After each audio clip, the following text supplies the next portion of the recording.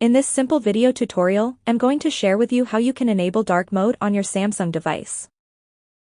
You can simply change from light to dark mode on your Samsung phone in just few simple steps. To do this, simply head into your phone settings.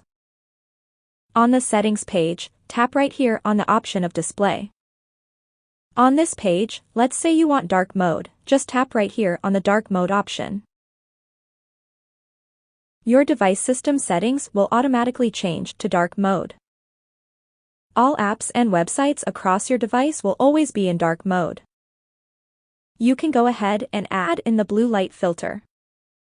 It reduces eye strain and also enhancing accessibility for users with visual impairments or sensitivity to bright light, especially for YouTube viewers.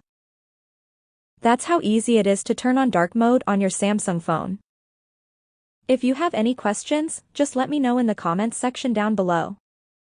Please don't forget to leave a like, share and subscribe for more video tutorials like this one.